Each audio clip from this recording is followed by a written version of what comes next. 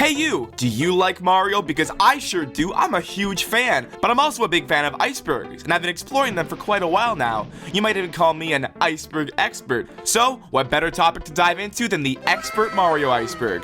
Now, I'm sure you know what an iceberg chart is. We discuss the most well-known things about a topic and slowly get more obscure and dark, and this is no different. However, this ain't your grandma's Mario Iceberg.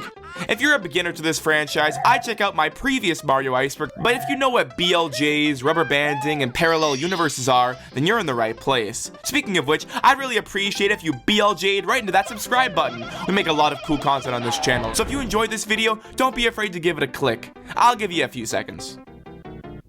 Okay, a few seconds are over because we have to go and start this behemoth. We're diving into layers 1 to 4 today, and you'll have to come back next time to find out more. So I hope you're already subscribed because you won't want to miss it. With all that being said, let's dive in.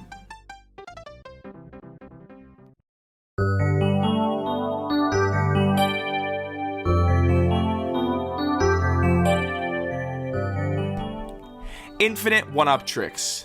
This refers to a trick in some Mario games whereby repeatedly stomping on a Koopa shell as it bounces off of an object, such as the end of goal staircase or a brick block, you can continuously rack up score points and eventually earn an infinite amount of one-ups. This first appeared in Super Mario Bros, but has gone on to appear in several other games, some of which might have been intended by the developers, but more on that later.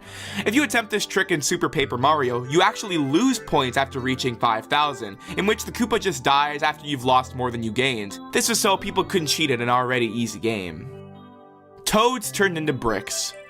One of the most circulated Mario theories on the internet is that the bricks Mario breaks in Super Mario Bros. Are actually toads, based on this line from the game's manual. The quiet, peace-loving mushroom people were turned into mere stones, bricks, and even field horsehair plants.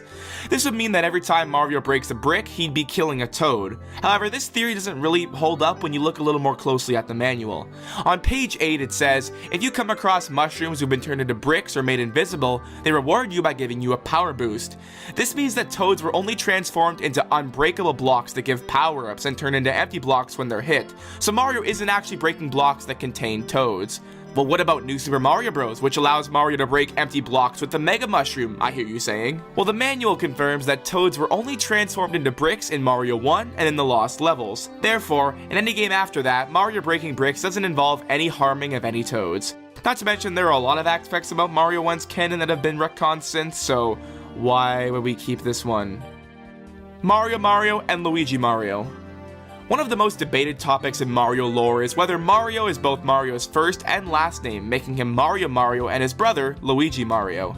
This idea stems from their title as the Super Mario Brothers, which has led many fans to assume that Mario must be their family name, similar to how the Smith brothers would imply that their last name is Smith. The concept of Mario being the last name was officially introduced in the 1993 Super Mario movie, where it stated outright that Mario and Luigi's last names are indeed Mario. Some early Nintendo materials and interviews even seem to support this. However, over time, Nintendo has been inconsistent about whether this is canon in the games. In a 2012 interview with Game Informer, Shigeru Miyamoto, the creator of the Mario series, addressed this naming convention. This is an old story, but Hollywood did a film version of the Mario Bros. Many years back. There was a scene in the script where they needed a last name for the characters, so somebody suggested that because they were the Mario Bros, their last name should be Mario, so they made him Mario. I heard this and laughed rather loudly. Of course, this was ultimately included in the film.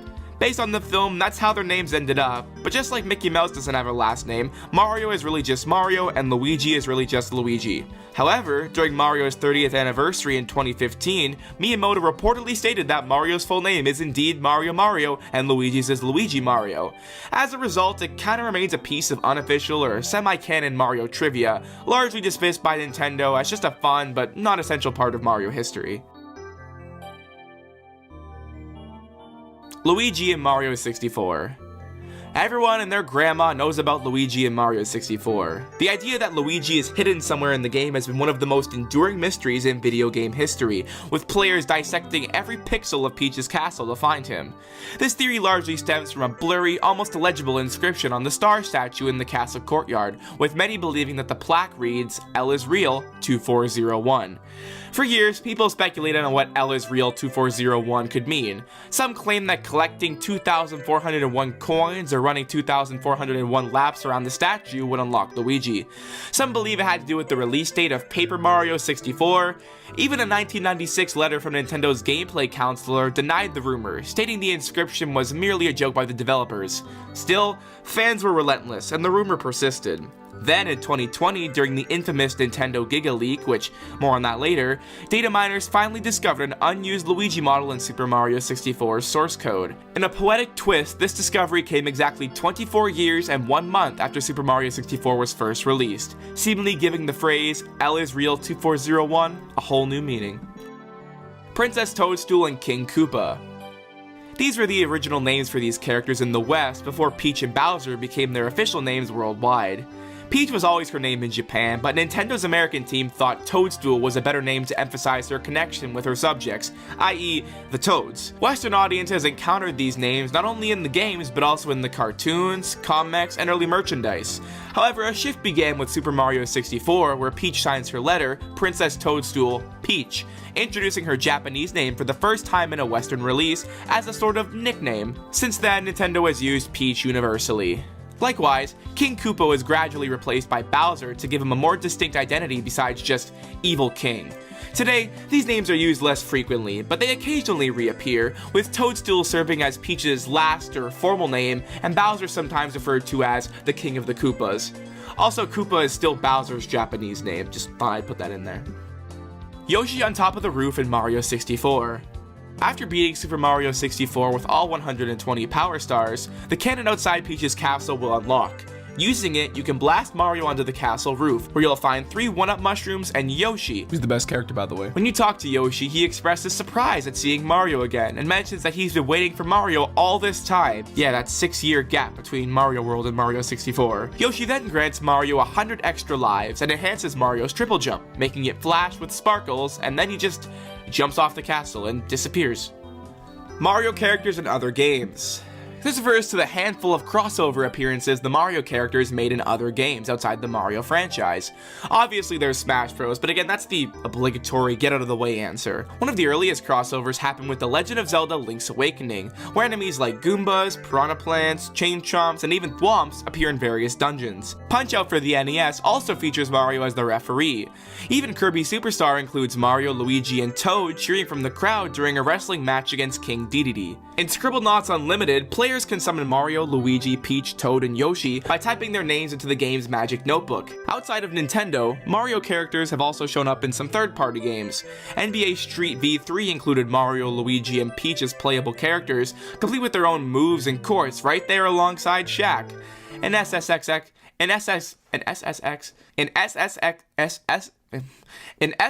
on Tour, Mario, Luigi, and Peach also hit the slopes as playable characters with their own tricks and custom boards. One of the more unexpected and one of my favorite cameos was in Metal Gear Solid The Twin Snakes on the GameCube, where you can find Mario and Yoshi figures on a desk in Otacon's lab. Shooting the Mario figure plays a 1-up sound, and shooting the Yoshi figure makes him say his own name. If Snake asks Otacon about the figures, Otacon refers to Mario as his best friend. World -1. World -1, better known as the Minus World, is one of the most famous glitches in gaming history. It's an unintentional, endless level that players can access by performing a specific glitch in World 1-2. To access it, you need to perform a backward jump at the exit pipe for the end of the level. If done correctly, Mario should phase through the wall into the warp zone. Entering the pipe leads you to a level labeled as World-1 rather than 2-1. The actual number is World 36-1, but the game displays a blank graphic for the number 36, so all the player can see is the -1. In the original NES version, the level is a clone of 7-2. After reaching the pipe at the end, Mario is sent back to the start of the level, trapping him in an unescapable loop until he runs out of lives or resets the game. The glitch is a result of the game reading incorrect level data, producing this unintended level. However, the Japanese version of Mario 1 on the Famicom has a unique Minus World. Here, World -1 is a clone of 5-3, but with underwater physics without any water, and strange elements like floating peaches, a headless Bowser, and a misplaced Hammer Bro, all using an altered color palette. Killing the Bowser might crash the game, but sometimes rewards fireworks. The level includes a goal pole, and completing it leads to World -2, a clone of 7-3 with a checkpoint that creates an unwinnable state if Mario dies. Clearing World -2 leads to World -3, an underground version of 4-4 with flying bloopers that can be stomped. Beating World -3 returns the player to the title screen, or starting a new game activates hard mode. This would become one of the only acknowledged and referenced glitches in the series. In Super Paper Mario, there's a hidden area called the Underwear Road that is referenced to as World-1. This area, a purgatory for lost souls, mirrors the Minus World's endless loop by portraying an afterlife where spirits are trapped in a cycle. Whenever Mario 1 is emulated in games like NES Remix or Nintendo World Championships, the Minus World glitch is typically present as they're just ports or emulations. Jumping over the flagpole. Since the original Mario Bros was released, rumors circulated about jumping over the flagpole, and as it turns out, a glitch makes it possible. The trick involves timing a jump with a falling Koopa Troopa at the screen's top, which somehow links the top and bottom of the screen. Once the Koopa steps out of his shell, he'll walk underground, and following him lets you jump behind the flagpole. Behind the flagpole isn't very interesting, you just walk forever with infinitely repeating tiles. However, if the player were to disable the timer using a cheat code and continue running, they'll eventually reach an area where the background and platform sprites become jumbled. US version of Mario 2 is Doki Doki Panic.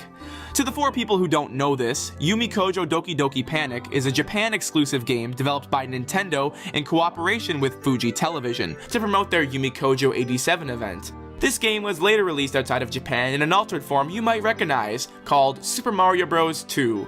They did this because the original Japanese sequel, Super Mario Bros. The Lost Levels, was considered too difficult and similar to the first game for Western audiences. In adapting Doki Doki Panic for the Mario series, Nintendo replaced its original characters with Mario, Luigi, Toad, and Peach, without changing any gameplay abilities each character had in Doki Doki Panic. This change introduced mechanics that would become core traits for the characters, like Toad's speed and Peach's hovering ability. Many of the original enemies also became Mario staples, such as Shy Guys, Bob-ombs, Pokies, and Birdo.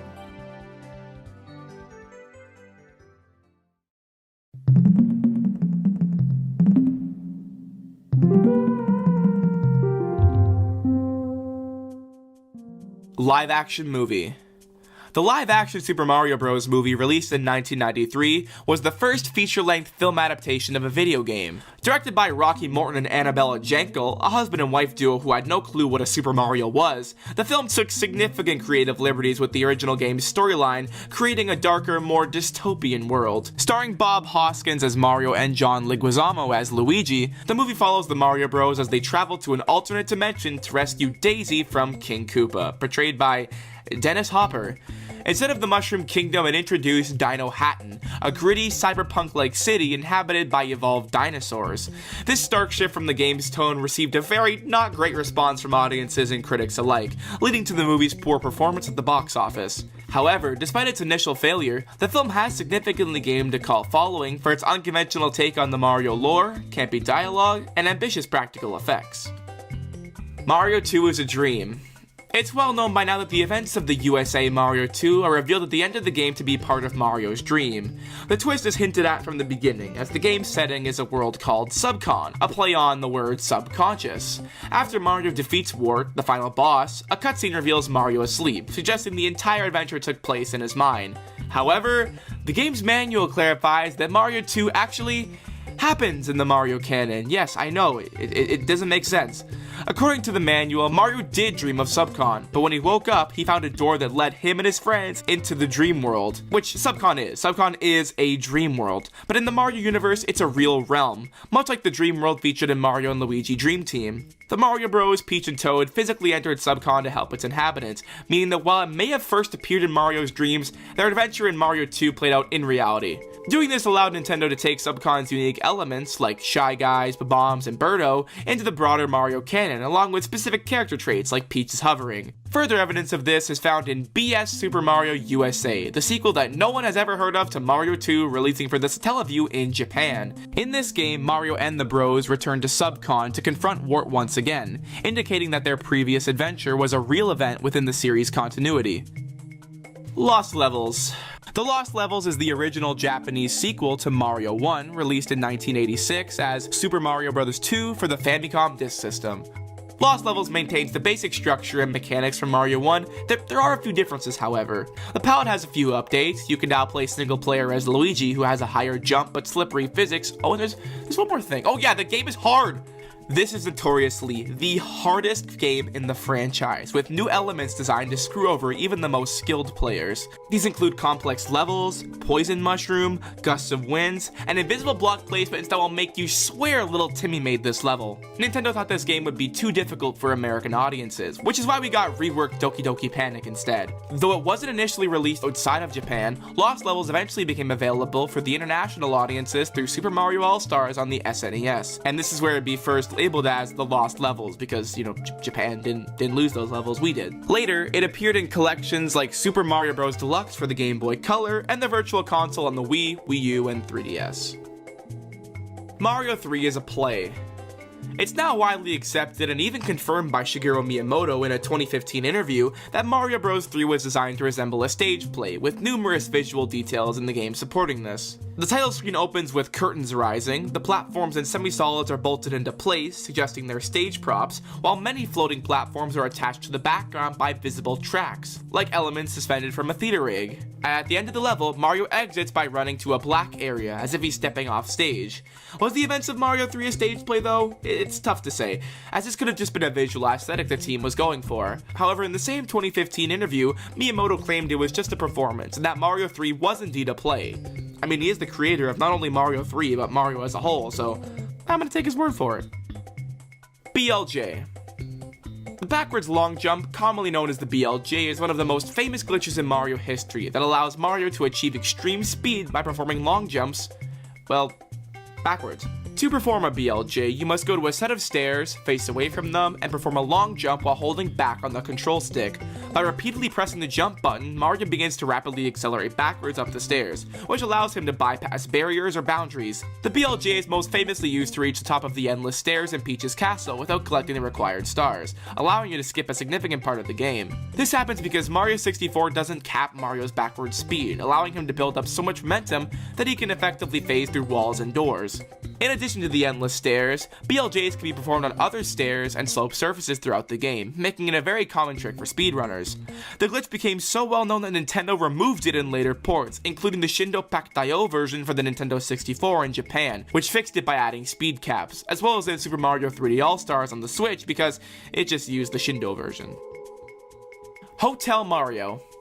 Hotel Mario is a puzzle-based platformer game released in 1994 for the Philips CDI. Developed by Fantasy Factory and published by Royal Philips Electronics, it was one of the few licensed Mario games not developed by Nintendo. The game's plot centers around Mario and Luigi's quest to rescue Peach from Bowser's 7 Koopa hotels. Its gameplay wasn't very good, and the game struggled with low sales due to the unpopularity of the Philips CDI system, and received mixed to negative reviews. Despite this, Hotel Mario gained a cult following over time due to its memorable, ludicrous cutscenes. These things featuring Mario and Luigi speaking with exaggerated accents and delivering the funniest pronunciation of dialogue you've ever heard. Luigi, Bowser, Koopalings became a source of internet memes, where they were often parodied in YouTube poops. This so bad it's good appeal turned Hotel Mario from a forgotten oddity into a somewhat beloved piece of Mario history. Intentional infinite one-up glitches. Throughout many Mario games, you can exploit certain mechanics to gain infinite one-ups. Rumor has it though that some of these exploits were intentionally left by developers as hidden rewards for observant players. For example, in Mario 1, players can bounce a Koopa shell between two walls on the stairs in 3-1 for infinite one-ups. In the new Super Mario Bros. Series, standing on two stacked enemies and continuously bouncing also generates infinite one-ups. This even serves as a bonus mode challenge in New Super Mario Bros. U. Toad's head. One of the longest debated mysteries in the Mario universe is the true nature of Toad's head. Is it a hat or is it part of his head? The answer is inconsistent. In some appearances, Toad treats the mushroom part as attached to his head. However, other times, like in the 90s cartoons by Deke, Toads have been seen removing their mushroom parts as if they're hats, like the Smurfs. This was seemingly put to rest by Super Mario Odyssey producer Yoshiaki Koizumi in an interview where he confirmed that Toad's mushroom cap is indeed part of his head. And that's seemingly Nintendo's definitive stance on it now. I mean, Toad wears a cap in Mario Golf. If it wasn't his head, he'd just be wearing two hats. Yoshi in Mario 1. Yoshi, the best Mario character, first appeared in 1990's Super Mario World, but concept art and interviews reveal that he was originally intended to appear as far back as Mario 1. Shigeru Miyamoto wanted Mario to have a rideable dinosaur-like creature in the original, but the NES hardware limitations prevented this idea from becoming a reality. Early concept sketches show Mario riding a creature resembling Yoshi. 5 years later, with the release of Mario World on the SNES, technology finally allowed Nintendo to introduce Yoshi, and thank heavens, because he became a fan-favorite character and has earned a place in the main Mario lineup. Bowser Jr.'s mother. People have theorized for over 2 decades over the identity of the mother of Bowser Jr. First introduced in Super Mario Sunshine, Bowser Jr. refers to Princess Peach as his mama, having been told by Bowser that Peach is indeed his mother. This revelation becomes a major part of the game's plot, with Bowser Jr. believing Mario is trying to take his mama away from him. However, at the end of the game, Bowser admits to his son that he made it up, with Jr. now having a taste for blood and still wanting to go after Mario just because Bowser lied to him. Since then, Nintendo has remained silent on the maternal parent of little Timmy himself. In the 2015 Mario Myths interview, because it always comes back to that interview, the interviewer asked who Bowser Jr.'s mother is, to which Miyamoto stated that he was Bowser Jr.'s mother. Obviously, this was lighthearted and not meant to be taken seriously. One popular rumor involves Claudia Koopa, a character supposedly introduced in a UK Nintendo magazine as Bowser's wife. Despite its widespread popularity, no scans or direct quotes from this magazine exist, and this source is often cited as Nintendo Power UK, a magazine that also doesn't exist and never has. The real origin of Claudia Koopa is actually Lemmy's Land, a fan site where the character was created for a fanfic by the site's owner, who's claimed credit for the character since 2002. Another theory is that the Prince of the Koopas might not have a mother at all. The Mario series already diverges from real-world biology rules, so it's possible that these characters reproduce asexually, with no need for 2 parents. Yoshi's Island shows that babies are delivered by Stork, and Bowser himself is shown in the game with only Kamek as a caregiver, not a mother. Baby Bowser's appearance also closely resembles Bowser Jr., maybe suggesting a possible asexual reproduction or cloning. I think that's the most likely theory. Also, I just gotta wonder what was going through Mario's head during those Sunshine cutscenes when Peach, for some reason, wasn't denying that she was Bowser Jr.'s mother. Like, what was he thinking? Like, his expression is so shocked. ROM hacks. ROM hacks are fan mods of video games that alter the original game's programming, with Mario being no exception. The most commonly modded games are Mario 1, Mario World, and Mario 64.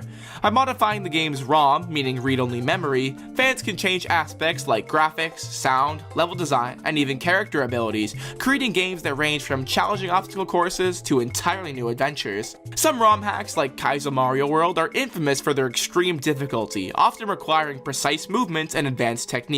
Kaizo hacks have developed a strong following because of this game and have inspired a hard mode genre of hacks. Keiza Manuar, the king of modding Mario 64, has probably made a Mario 64 ROM hack for every single day in a year, really pushing what the game can do. While Nintendo typically prohibits the distribution of ROM hacks, they recognized how much people enjoyed modding their games and making their own levels, so they made Mario Maker to scratch that itch. It doesn't stop mods, no, but it did give us a pretty good 2 creation games. Mario hits Yoshi. Another long-standing mystery is whether Mario actually hits Yoshi to make him extend his tongue in Super Mario World. In the game, pressing the button to activate Yoshi's tongue makes Mario point forward while Yoshi's tongue extends. However, some fans notice that Mario's hand appears to touch Yoshi's head just as his tongue shoots out, leading to the interpretation that Mario might be hitting Yoshi to prompt his tongue. This theory was actually confirmed in a 2017 interview with Mario World developers Shigefumi Hino and Takashi Tezuka.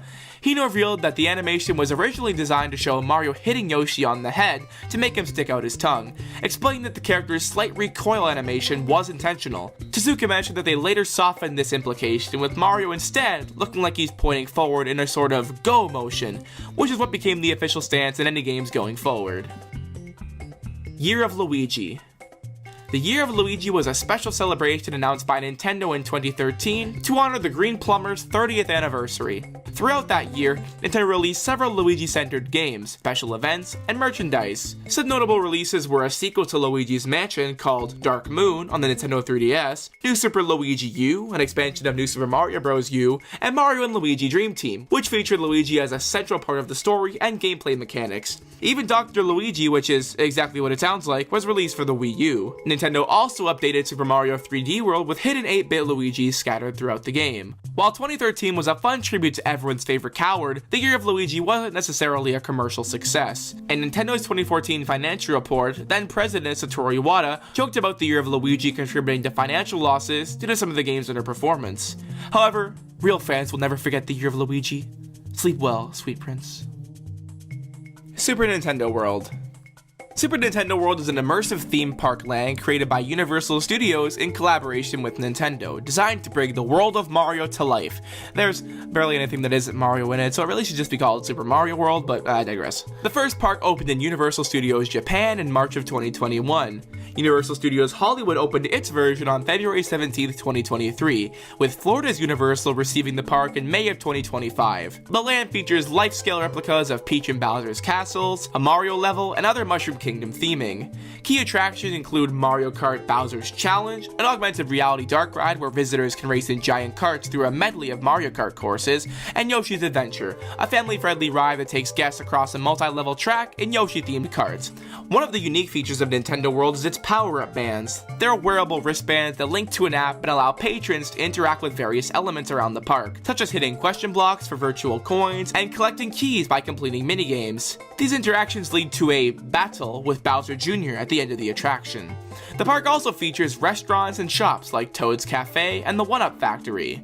A long-rumored Donkey Kong section is finally being added to the parks, with a minecart ride that supposedly goes off the tracks at some point. I had the privilege of attending the Hollywood one, and I must say it is quite a sight. The castles are huge, I mean it. You can also meet Mario, Luigi, Peach, and the GOAT, Toad, and he's awesome, and he dances. Mario dies on box art.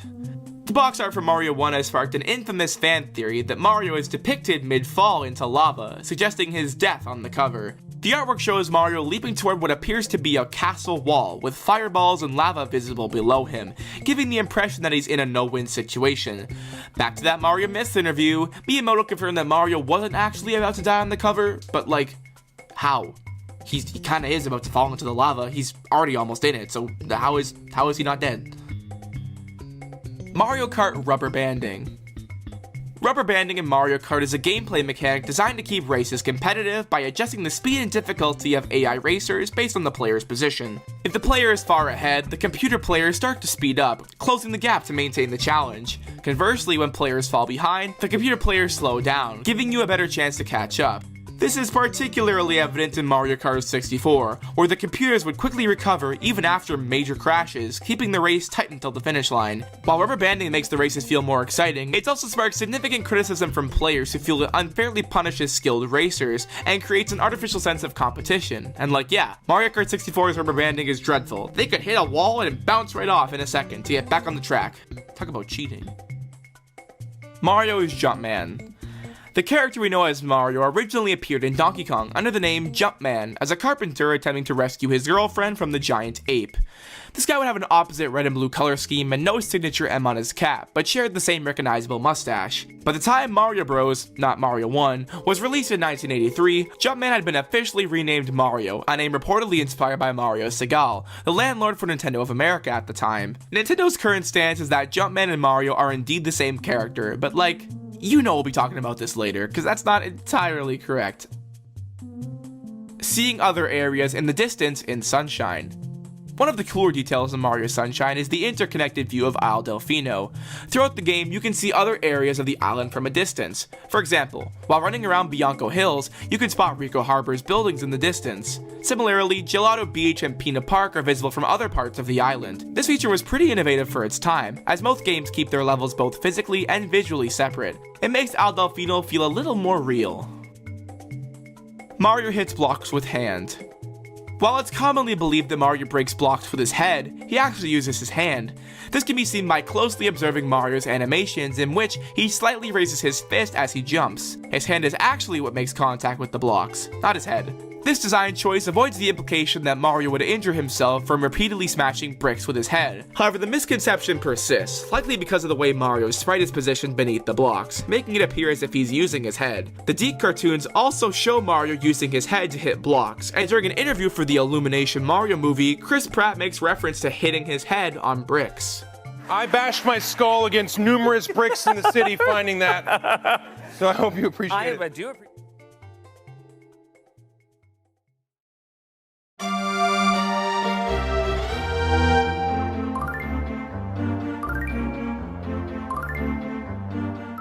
The Koopalings are not Bowser's kids. The Koopalings, Larry, Morton, Wendy, Iggy, Roy, Lemmy, and Ludwig were introduced in Super Mario Bros. 3 as Bowser's offspring, each serving as a boss in different worlds. This portrayal was consistent in early game manuals and media, leading players to believe they were Bowser's biological children. However, in a 2012 interview with Game Informer, Shigeru Miyamoto, the creator of the Mario series, clarified their relationship. Our current story is that the 7 Koopalings are not Bowser's children. Bowser's only child is Bowser Jr., and we don't know who the mother is. This statement redefined the Koopalings as high-ranking minions rather than family, establishing Bowser Jr. as Bowser's only offspring. Don't even get me started on Koopa Kid, I don't know. Super Mario USA. Super Mario USA is the Japanese release of Mario 2, the Western version that was the Doki Doki Panic reskin. In Japan, the game was renamed Super Mario USA and released in 1992 for the Famicom, as the original Japanese Mario 2, also known as The Lost Levels, had already been released there in 1986. Mario 128. Mario 128 was a tech demo and experimental project by Nintendo, showcased at Space World 2000 to show off new gameplay ideas and show the strength of the hardware of the GameCube. The demo featured 128 Mario models running around a circular platform, interacting with each other in the environment. Sometimes the platform would turn into a pizza and knock them all off. Italian. Although Mario 128 was never developed into a standalone game, it directly influenced several Nintendo titles. The concept of sphere walking, i.e. walking around on a spherical surface, became the basis of Mario Galaxy. The advanced physics, real-time object manipulation, and all the characters at once inspired gameplay mechanics in the Pikmin series. Shigeru Miyamoto later explained at the 2007 Game Developers Conference that Mario 128 wasn't meant to be a game, but just a tech demo. He famously stated, "Most of you have already played it," referring to the mechanics being implemented into Galaxy and Pikmin. Rosalina's mother. Rosalina's mother is a key part of her backstory in Super Mario Galaxy, revealed through the storybook on the Comet Observatory. The story tells of a young Rosalina who discovers a lost Luma searching for its mother. Rosalina joins the Luma on a journey into space, but during this adventure, she starts to think about her own family. She dreams of her mother, who reassures her that she's watching over her from the stars. Later, it's revealed that Rosalina's mother has passed away and is buried under the tree on the hill on Rosalina's home planet, which was her favorite spot as a child. The collective sobs of everyone who played this in 2007 are being felt right now. I was 1 year old, so I wasn't sobbing, but you know, well, I could have been sobbing. Anyway, some fans, most prominently Game Theory, have theorized that Princess Peach could be Rosalina's mother due to visual similarities and a bunch of other nonsense. Regardless, Nintendo has never confirmed this, but more on this later. Giga Leak. The 2020 Nintendo Giga Leak was a massive data breach involving third-party contractors which unveiled a trove of internal files, prototypes, and source codes from Nintendo's servers, providing an unprecedented look at the development secrets and evolution of many Nintendo games, including the Mario franchise. The breach, first found on 4chan, is believed to have originated from unauthorized access to servers associated with the iQ Player, a Chinese exclusive version of the Nintendo 64 managed by iQ, a joint venture between Nintendo and Chinese-American scientist Wei Yan. Among the most significant revelations was Luigi in Mario 64, confirmed through an unused model that modders reconstructed. Early Mario World designs revealed a more basic version of Yoshi and scrapped mechanics like a jetpack power-up.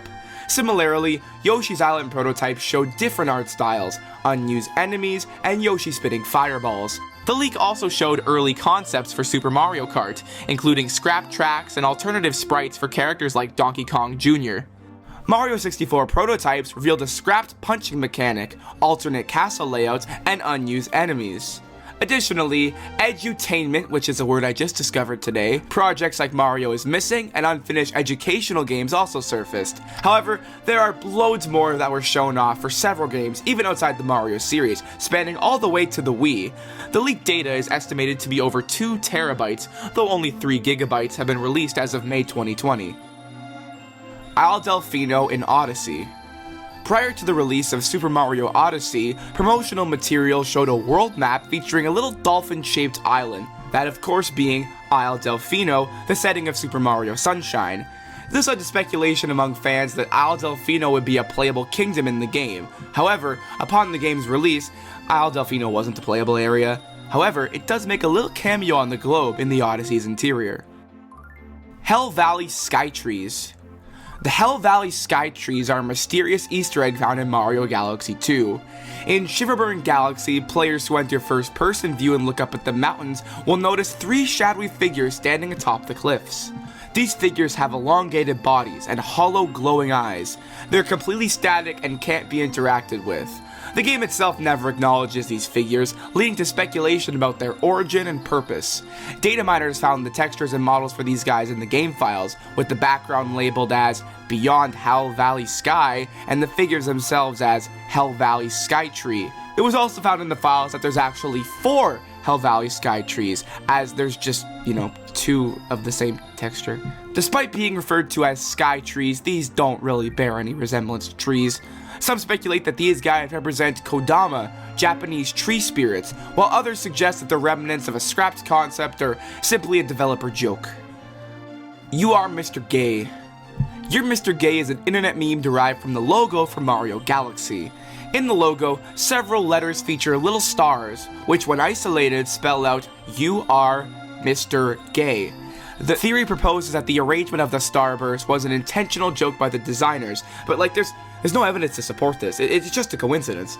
Now, interestingly, Mario Galaxy 2 also includes twinkling little sparkles in its logo. When examined in the same way, the sparkles spell out URMIAY, which when spelled backwards has been interpreted as "Yeah, I am," are you.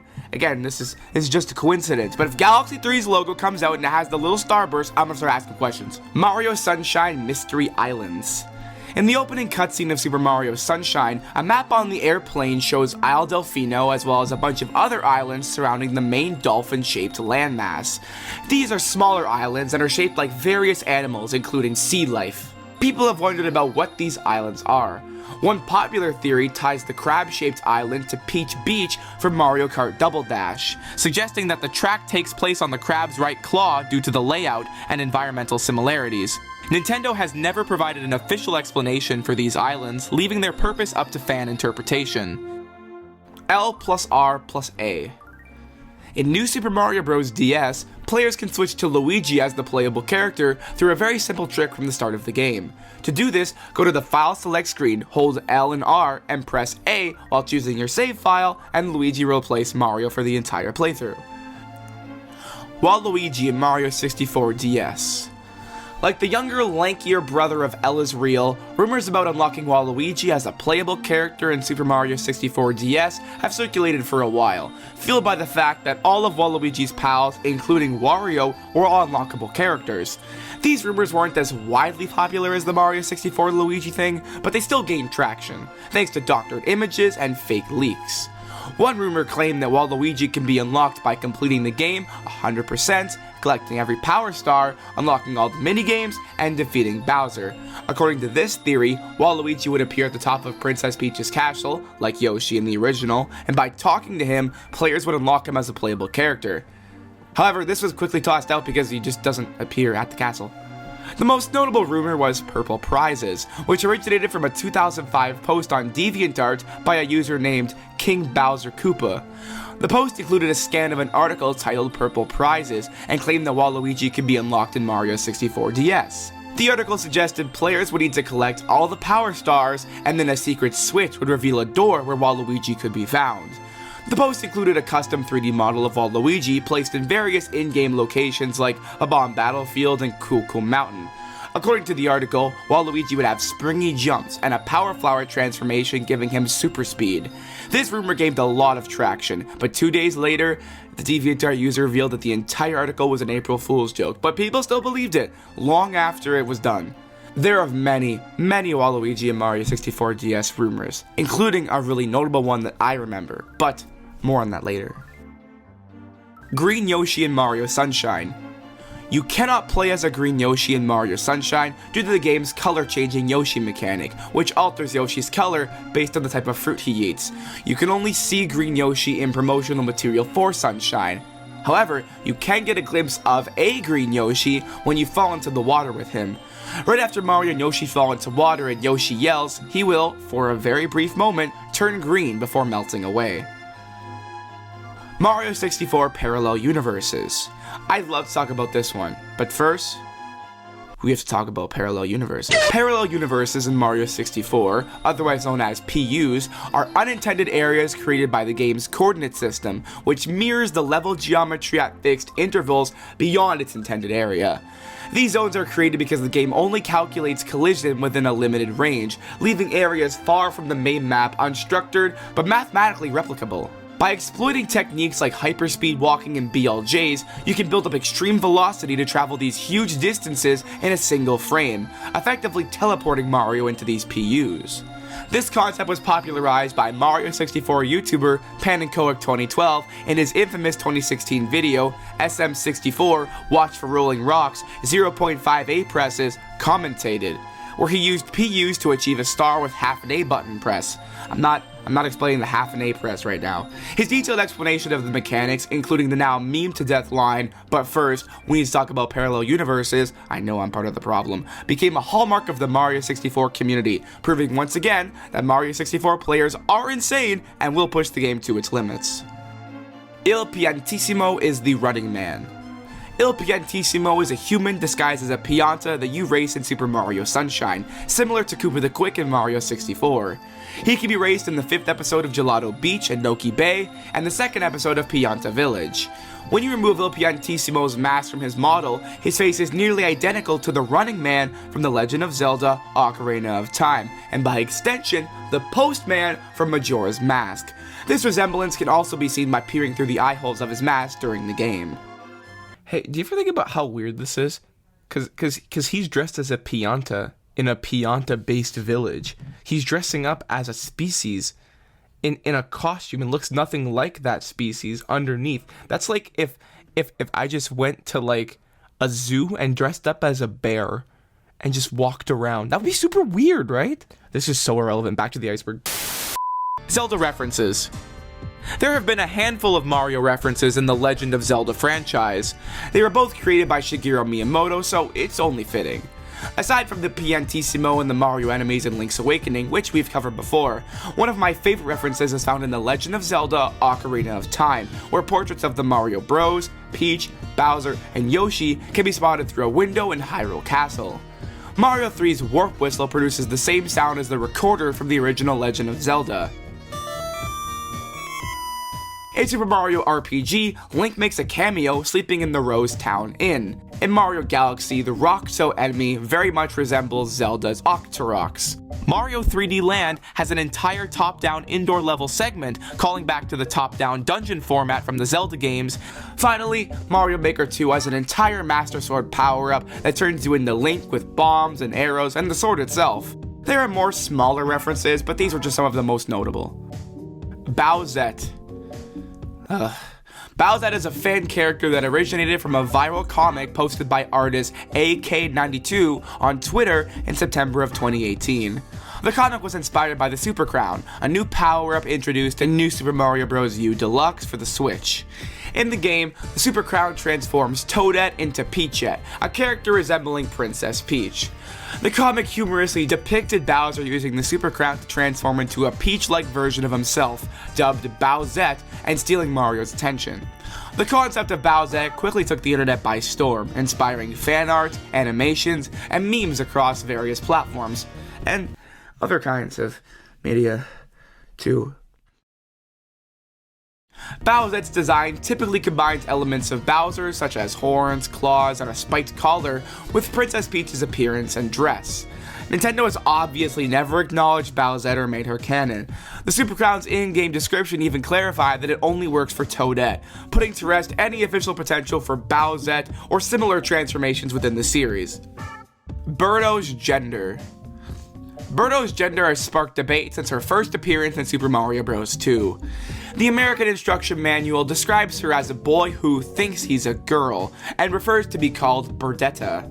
In Japan, she was similarly described as a man who believes she is female and prefers the nickname Kathy. However, her portrayal in the Japanese-only Satellaview games added a somewhat problematic layer, as she was depicted as an okama. While okama can mean an affectionate man or cross-dresser, it also is a derogatory term often used to mock transgender women or gay men. In some Satellaview titles like Satellaview and BS Super Mario USA, Birdo was given deep masculine voices paired with feminine poses and played by people who were self-admitted okamas. Since then, Nintendo's portrayal of Birdo has been inconsistent over the years.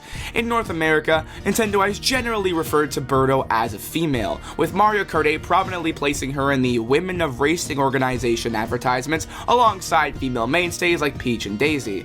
She's also been referred to as Miss Birdo in Sunshine Airport. However, some European localizations, such as Mario Tennis Aces and Super Mario Party, have inconsistently used masculine pronouns for Birdo. In Mario Super Sluggers, Peach's Heart Swing move, which stuns all the male characters, doesn't affect Birdo. Birdo's voice has also shifted over time. In earlier games like Mario Advance, she had a feminine voice provided by Peach's voice actress Jen Taylor. However, starting with Mario Golf Toadstool Tour, her voice became more masculine, provided by Kazumi Tataka, who also voices Yoshi. Then, sometimes they acknowledge the confusion, such as in Mario and Luigi Superstar Saga, where Popple hesitates before calling Birdo a dame, and in Paper Mario Sticker Star, where Birdo sings a song with words, "What a game." The song features the lyrics, "Heart of a woman, heart of a man." This next one's pretty rough. In Captain Rainbow, Birdo speaks with a deep masculine voice that becomes high-pitched when excited. In the game's second trailer, Little Mac refers to her as a young lady, but hesitates, before concluding, depending on one's viewpoint, she is a young lady. Birdo introduces herself as the sexy dynamite monster and becomes central to a quest after being jailed for using the women's restroom. A police robot accuses her of being a bundle of XY chromosomes. Wow. This also leads to a side quest where players must find proof that Birdo is a girl, which is eventually found, but it's censored for the audience. But it is implied to be a... how do I say this? YouTube censors. Adult entertainment machine. Oh, that's worse. Let's just move on and forget this ever existed. There's a reason this wasn't released outside of Japan. Most agree that Birdo is a transgender female, which has gained broad acceptance and celebration within LGBTQ+ communities, despite Nintendo's silence on confirming her identity and the problematic history. Wet Dry World Skybox. The Skybox in Wet Dry World from Super Mario 64 has fascinated fans for decades due to its eerie, desolate appearance. It depicts a city with a ton of closed rectangular buildings edited to be underwater. It's a weird image for sure, and definitely added to the unease of Wet Dry World as a level. For a long time, fans believed the Skybox was a distorted photo of Casas Nuevas, a small remote village in Spain. This theory persisted due to the architectural similarities and Nintendo never commenting on what it actually was. However, in 2020, the true source of the image was discovered. A photograph of Shibam, Yemen, a city known for its tall rectangular mud brick buildings. The photograph, taken from a low angle, was edited, stretched, and blurred to fit the game's format. Serena Beach is a GameCube controller. This one's pretty self-explanatory. The area of Serena Beach from Super Mario Sunshine is shaped like an upside-down GameCube controller. Ta-da! 2 Luigis.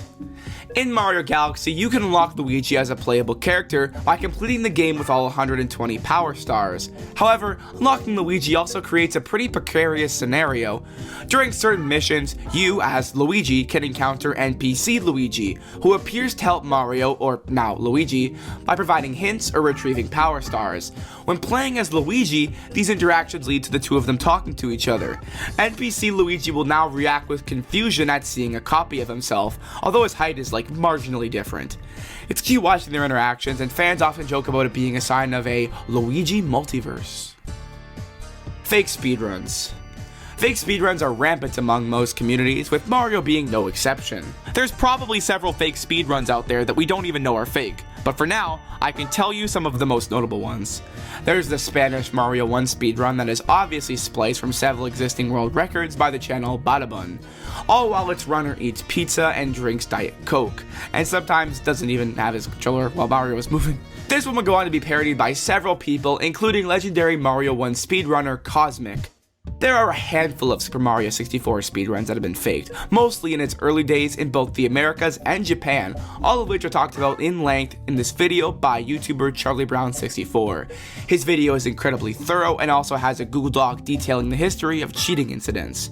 There's also this fake blindfolded one, also talked about by CharlieBrown64. Like I said, there are several other fake speedruns, however the most prominent examples have come from Mario 1 and Mario 64.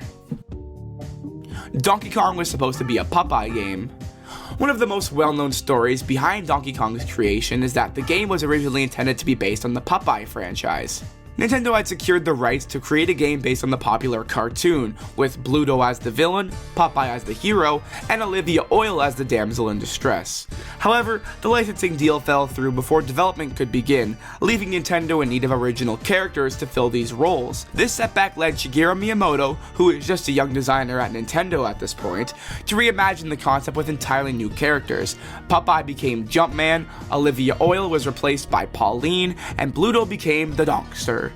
Ironically, Nintendo would eventually acquire the rights to make a Popeye game, releasing it in arcades in 1982. Mario Sunshine Beta. The beta version of Mario Sunshine shows that the game began as something very different from its final product. Early builds like the one showcased at Space World 2001 included significant differences in design, characters, and mechanics. One notable example is the inclusion of human citizens in Isle Delfino, such as this cut female character before the Piantas were introduced as the island's inhabitants. This early version of Delfino Plaza also featured a giant Stroll and Stew-like enemy called Hinokuri 2, which spawned similar Stroll and Stews resembling Goombas. The plaza itself went through radical changes, with a life meter shaped like a sun with a numerical health indicator and a center-placed water meter, both of which were scrapped. Flood initially had a slimmer design, and its concept was actually Nintendo's third choice, following rejected ideas like a water gun due to its controversy in the United States. Early shine sprites and water mechanics also differed significantly, and Yoshi behaved uniquely, always appearing green when hungry instead of changing colors as in the final game. Scrap files included Yoshi vomiting water he had swallowed, which was removed for unknown reasons. Additional changes include a dark blue Gooper Blooper intended to be fought on the bridges of Rico Harbor, and a brown Poke species with white flowers. The Delfino airstrip area was also designed differently, featuring floral pedestals surrounded by graffiti with Blue Toad and a Pianta standing on them, and the runway was flat instead of sunken. These elements, combined with other unused ideas like black-colored Piantas and abandoned poison effects for Flood, showed how ambitious and experimental and different this beta was. Which I mean makes sense. Mario Sunshine already turned out to be a pretty bonkers game. I can only imagine what didn't make it into it. Hidden Luigis. As part of the Year of Luigi in 2013, Nintendo celebrated by scattering hidden Luigis throughout New Super Luigi U and Super Mario 3D World. In New Super Luigi U, nearly every level features a hidden symbol or an 8-bit sprite of Luigi integrated into it. These sprites are sometimes subtle and require sharp observation to spot, appearing in bushes, trees, and other parts of the scenery. Or they're this. In Super Mario 3D World, hidden Luigis take on a similar form. Tiny 8-bit Luigis are scattered throughout the game, popping up in some pretty unexpected places. Some of them are genuinely impossible to see. They can appear on level tiles, hills, but also things like the game's menus, warp boxes, like sometimes you can't even see them. Yoshi Sacrifices. One of the most infamous gameplay strategies in Mario games involving the unceremonious sacrifice of Yoshi. This usually occurs when Mario or Luigi abandons Yoshi mid-jump to reach an otherwise inaccessible platform or avoid falling to their doom. By leaping off of Yoshi's back, the player gains a slight height boost, often allowing them to complete a level or save themselves at the expense of Yoshi plummeting into the abyss. This maneuver became such a common part of gameplay that it turned into a meme, with people calling Mario a traitor for his willingness to ditch the best character in the franchise. Test 11. Test 11 refers to an unused map in the code of Mario Sunshine. It can only be found in the US and European versions of the game with cheat codes. The textures it uses are the same as test maps from various other games, including The Legend of Zelda: The Wind Waker. It contains various objects and terrain, including the unused soccer objects and the Hinokuri enemy. The files also contain an early sky model, though it's not used in the scene. Strangely, an ineffective layer of unused quicksand goop is present fairly high above the terrain, which only appears as bubbles when Mario is nearby. The Test 11 map was removed in the Japanese version, and some of the unused objects featured in the map were removed or replaced in the European version.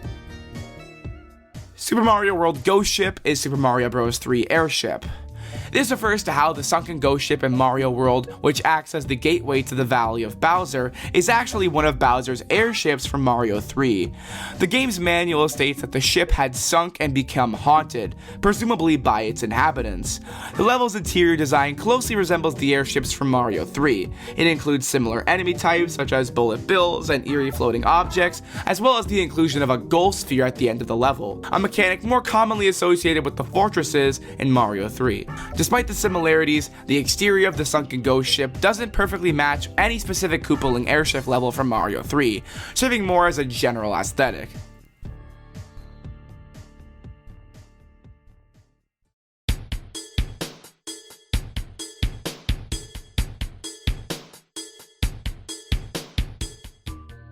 Mario 3D Land UFO. Often linked with the Hell Valley sky trees for some reason, in Super Mario 3D Land, a mysterious UFO appears in level 1-3. At the start of the level, players can use the binoculars to look into the sky, where a white UFO briefly flies by before disappearing. The game never acknowledges this sighting, so we're just left to speculate. Illumination Entertainment Mario Movie. Released in 2023, the Super Mario Bros. Movie was a long-awaited collaboration between Illumination and Nintendo. Directed by Aaron Horvath and Michael Jelenic, with a screenplay by Matthew Fogel, the film features an initially controversial star-studded voice cast, including Chris Pratt, Anya Taylor-Joy, Charlie Day, and Jack Black. The movie tells an origin story for Mario and Luigi as they're transported to the Mushroom Kingdom, where they join Peach in a battle against Bowser. Despite mixed critical reviews, the movie was a massive box office success, grossing over $1.264 billion worldwide. It set records for the biggest global opening weekend for an animated film and became the highest grossing video game adaptation of all time, with a sequel now on its way. Mario Kart 8 Drills. During the early development of Mario Kart 8, the design team considered equipping karts with drills, allowing players to tunnel underground as a new gameplay feature. This concept aimed to build upon the underwater and gliding mechanics introduced in Mario Kart 7. However, the team ultimately found that the drilling idea was unengaging and decided to discard it. This led to the creation of the anti-gravity mechanic, which became a defining feature of Mario Kart 8. Book in the Bottle. This refers to an oddly placed object found in the mission Red Coins in a Bottle in Super Mario Sunshine. At the beginning of the titular bottle, a book is visibly placed inside a rock formation behind a door that doesn't open. Players can use glitches to clip Mario and the camera inside these rocks to view the book more closely. It's theorized that an early version of the game may have included a mission where Mario would retrieve the book and bring it back to the Nokis in exchange for a shine sprite. However, in the final game, the book cannot be interacted with, has no collision, and serves no apparent purpose. There's a persistent rumor that the book's textures contain a message from Shigeru Miyamoto, reportedly reading, "You have no life." Signed Shigeru Miyamoto. However, this claim is widely disputed, as this just isn't true. It's not in the game files. Yoshi eats dolphins in Japanese version of Super Mario World. In the Japanese version of Super Mario World, Yoshi can eat dolphins found in certain levels, such as Vanilla Secret 3. These dolphins serve as moving platforms that help you cross large bodies of water. However, the mechanic was removed in the international releases of the game. In those versions, Yoshi cannot interact with the dolphins at all, likely due to cultural sensitivities and concerns about portraying the best Mario character eating an innocent animal often associated with intelligence and friendliness. The Thousand Year Door Crime Scene. In the original Japanese version of Paper Mario The Thousand Year Door, a shed in the back alley of Rogueport Central Plaza featured an unsettling image, a toad-shaped chalk outline on the floor alongside a puddle of blood. This detail strongly implied the area was a crime scene of a murder, presumably of a toad. However, this imagery was removed in all international versions of the game. Even in the Japanese version of the Nintendo Switch remake, this detail has been removed entirely. Mario 128 is Pikmin. As mentioned earlier, Mario 128 was a tech demo shown at Space World 2000, demonstrating the GameCube's processing power by featuring 128 Marios running around on a circular platform. This project was initially thought to be a prototype for a direct sequel to Super Mario 64, but it was never released as a full game. During a 2007 Game Developers Conference, Shigeru Miyamoto revealed that the ideas and technology from Mario 128 didn't go to waste, as they directly influenced the creation of the Pikmin series. The demo's mechanics, such as managing multiple characters and interacting with a dynamic environment, became the foundation for Pikmin's gameplay. GCN Mario Circuit and Mario Kart DS. In the beta version of Mario Kart DS, GCN Mario Circuit from Mario Kart Double Dash was originally planned to appear as a retro track. This would have marked the track's first appearance outside its original game. However, during development, the track was ultimately scrapped and replaced with other retro courses from the series. The track was almost finished, it looks almost 100% complete. All they needed was a fixed view of the course, enemies, and the grass slowdown. Super Mario World Mystery Islands. I got nothing. I've done so much research on this one, I just got nothing. It's possibly in reference to a fan game called Super Mario World 2 Mystery Island. That's all I got. Starman Fortress. Early in the development of Super Mario Galaxy, a planet called Starman Fortress was planned to be included. The planet was described as a large castle-like structure that also featured a construction zone and a snowy area. It would have been home to a boss referred to as Boss Crab. Some believe this boss was an early concept for Megaleg, as both featured mechanical crab-like elements. Although it didn't make it into the final game, elements of its design and concept may have influenced other levels and bosses in Galaxy. Alcoholic references. Despite its family-friendly branding, the Mario franchise has occasionally included references to alcohol, especially in its earlier titles or in the Japanese versions of games. One of the most notable examples comes from Super Mario Kart, where Bowser and Princess Peach's victory animations in the Japanese version show them drinking champagne. Peach daintily sips her drink while the red shading on her face suggests she may already be intoxicated. For the North American and European releases, these animations were altered to have them just holding champagne, aligning with Nintendo of America's stricter content policies. In Paper Mario The Thousand Year Door, Bobbery's last request is for a drink, originally called Vintage Red in the Japanese version, with it being referred to as wine in the files. In the English version, the drink was renamed Chocola-Cola and given a purple appearance to avoid a direct alcohol reference. This change continued into the Nintendo Switch remake. Similarly, in Mario's Picross, puzzles in the Japanese release featured items like a cocktail glass, wine glass, and a beer mug, all of which were removed in the Western release to avoid controversy. In Wario Land 2, penguins in the Japanese version wield beer mugs and splash alcohol at Wario, causing him to become dizzy if hit. In the Western release, these beer mugs were replaced with black orbs. Even outside Japan, alcohol references occasionally slip through. The infamous Atlas Edition's quiz cards once depicted Mario chasing a Goomba carrying a bottle of alcohol in a question about prohibition. Such imagery has become rare in modern Mario titles, as Nintendo has increasingly steered away from these nods to maintain its family-friendly image globally. Double Dash levels are connected. In Mario Kart Double Dash, many courses share visual landmarks, creating a cohesive and interconnected world. For instance, Daisy Cruiser is visible from Peach Beach and Yoshi Circuit, while DK Mountain's volcano can be seen in the backgrounds of Dino Dino Jungle and Baby Park. Mushroom City is connected to multiple tracks, with its skyline visible from Wario Coliseum, Mushroom Bridge, and even beneath Rainbow Road. Mushroom Bridge itself is featured prominently in Mushroom City, while Peach's castle from Mario Circuit can be seen in the distance on Mushroom Bridge. They're cute details that demonstrate the world building, which Nintendo should bring back because it makes the tracks feel a little more connected. I wrote this script a long time ago. Dude, Mario Kart World is real. Nvidia Shield port of Galaxy. In 2018, Nintendo released Super Mario Galaxy for the Nvidia Shield exclusively in China. This port featured updated controls and enhanced graphics. Alongside it, The Legend of Zelda Twilight Princess, Punch-Out, and New Super Mario Bros. Wii were also ported. Gaming is still on the rise in China, and they never got these Wii games, so these were new for them. The Nvidia Shield uses the Tegra X1 chip, the same processor found in the Nintendo Switch, which has fueled heavy speculation that this version of Galaxy either directly influenced or served as a basis for the Super Mario 3D All-Stars release, as they're practically identical. By optimizing the game for Tegra's strengths and limitations, Nintendo effectively built a version that works seamlessly with modern hardware, providing a blueprint for adapting Wii games to the Switch.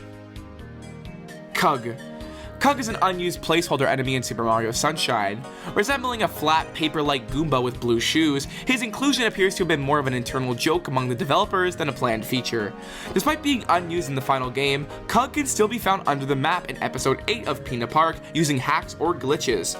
Unlike a regular Goomba, Kug does not react to Mario traditionally. If you jump on him, Mario gets electrocuted, suggesting it may have been part of some unusual mechanic that was later scrapped. Rosalina Original Design. Rosalina originally had a very different design. Early concept art shows her with a more formal and regal hairstyle with both eyes fully visible. Her outfit also resembled Princess Peach's dress, incorporating similar patterns and frills, but with slight variations. Over time, her design was adjusted to make her more distinct from Peach, resulting in the asymmetrical hairstyle and more celestial gown we see in the final game. Wet Dry World Zelda assets. Early screenshots of The Legend of Zelda Ocarina of Time, then known as Zelda 64, showcase a town-like area strikingly similar to Wet Dry World in Super Mario 64. Notably, the door textures are identical between the two games. The most significant difference is that the sky is visible in the Zelda 64 build, creating a less eerie atmosphere. This connection was essentially confirmed with the 2020 Giga leak, which revealed that Mario 64's level internally is labeled as 11ZeldaCity.bin. The shared assets make sense, as Super Mario 64 and Ocarina of Time were developed simultaneously with resources overlapping. For example, the plaque texture from the Eternal Star statue in Mario 64 also appears in Ocarina of Time. Boo's Laugh. The laugh of Boo's in Mario 64 and Bowser's laugh in the same game originates from a sound effects library recorded by Charles Martinet, made way before he became Mario's voice actor. The sound was sped up for Boo's and slowed down for Bowser. This has since become a fun tidbit for Mario fans. Super Mario World Credits Warp. The Super Mario World Credits Warp is a speedrunning technique that allows players to complete the game in under a minute by exploiting a glitch known as the Arbitrary Code Execution, or as I'm going to call it, ACE. This method essentially enables players to manipulate the game's memory and execute custom code, effectively forcing the game to jump directly to the end credits. Speedrunners achieve this by performing some precise in-game actions, such as specific movements and interactions with items like Koopa shells to alter the memory values of the game. These manipulations can cause the game to execute unintended instructions, leading to the credit sequence. Notably, speedrunner Seth Bling utilized this technique to complete the game in approximately 54.56 seconds. Star Bits are candy. The Star Bits in Mario Galaxy are inspired by Kompito, a traditional Japanese candy that has been enjoyed for centuries. Made entirely of sugar, Kompito features a distinct star-like shape, which served as the visual basis for Star Bits. Hidden Train in Toy Time Galaxy. In the Toy Time Galaxy of Super Mario Galaxy, there's a tiny toy train tucked away behind blocks in the Spring Mushroom segment of the level. To see it, players must go into first-person view while near the tower of stacked blocks, specifically on the side closer to the pipe that leads to a sub-area. A diagonal block conceals the train, making it easy to overlook during regular gameplay. Luigi's Mansion Beta Misconceptions.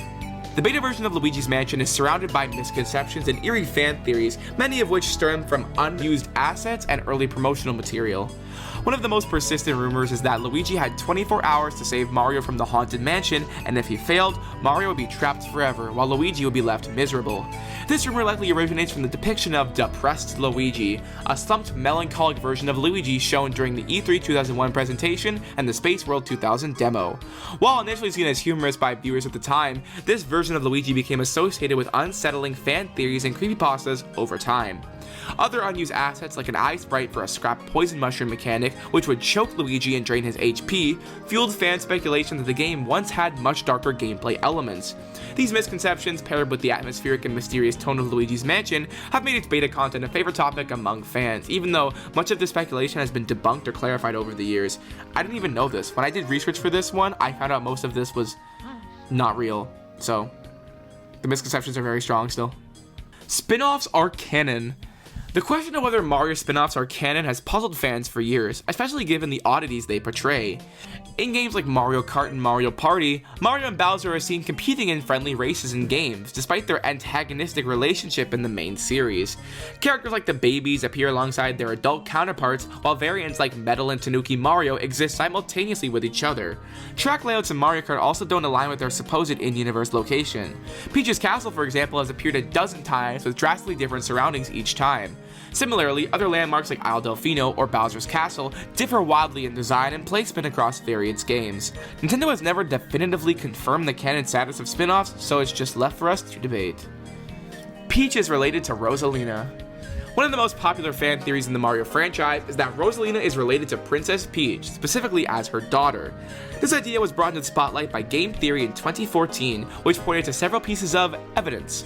Rosalina and Peach share notable physical similarities, such as their blonde hair and blue eyes, as well as Rosalina being left-handed and Peach being ambidextrous, which means she is both-handed. This theory also draws heavily from the storybook in Mario Galaxy, where Rosalina's mother visually looks like Peach. Additionally, the storybook mentions a mustachioed father figure and a hill with a tree near a castle, elements some fans interpret as nods to Mario or Luigi, and the landscape near Peach's castle. Despite these intriguing observations, Nintendo has never confirmed any familial relationship between Rosalina and Peach. Mario Galaxy More. The term Super Mario Galaxy More refers to an early development concept for Super Mario Galaxy. It was reportedly a working title or a placeholder idea for expanded content, such as additional galaxies and mechanics that couldn't fit into the final game due to time and hardware constraints. Miyamoto discussed in interviews how several ideas were scaled back or left out, with some fans speculating that Super Mario Galaxy 2 recycled many of these unused concepts, making it a continuation or realization of what More might have been. Shindo Pack Taio. This refers to the Japan-exclusive version of Mario 64 released in 1997, known as the Shindo Pack Taio Edition. It added Rumble Pack support, making it the first version of the game to include vibration feedback during certain actions, like ground pounding or collecting a power star. It did, however, fix certain glitches, including the BLJ, which rendered many speedrunning shortcuts impossible. This version would also go on to be used for 3D All-Stars.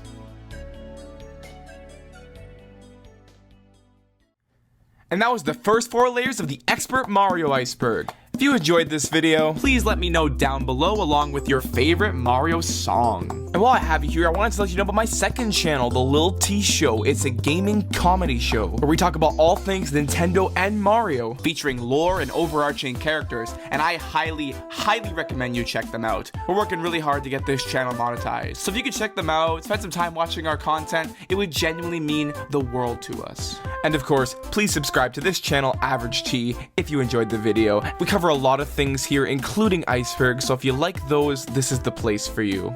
See you guys next time. Bye-bye!